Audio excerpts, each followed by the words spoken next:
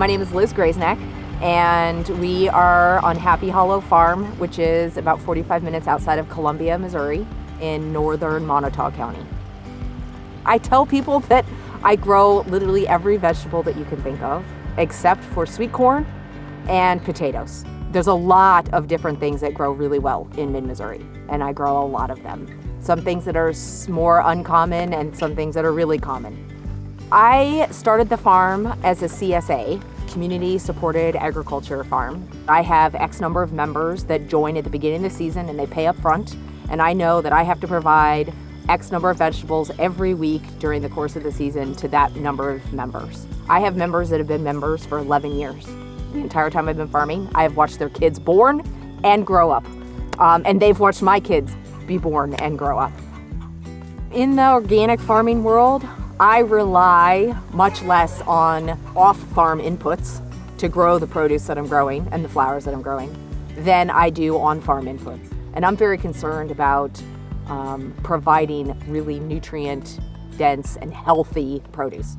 The only way you can get that is from having really healthy soils. And cover crops are the best way to build healthy soils. The amount of ground that I'm growing on is really small. We generate a lot. We pump out a lot of food off of this tiny little plot of ground.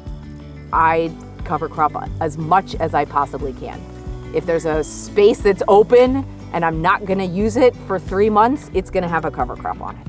This small section of this field, field D, that's right behind me, has oats planted in it. We harvested out of this field until probably mid-June.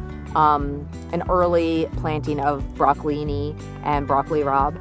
And then I tilled it in, worked the ground, and then I bare fallowed it for 2 months and then seeded this cover crop.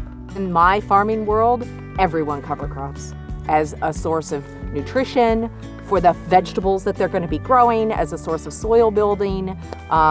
Sometimes it's a source of disease suppression, letting a field just rest for an entire season. I mean, when you see a big field of a really healthy cover crop, it makes me happy because I know the benefit that is going to happen later from that field.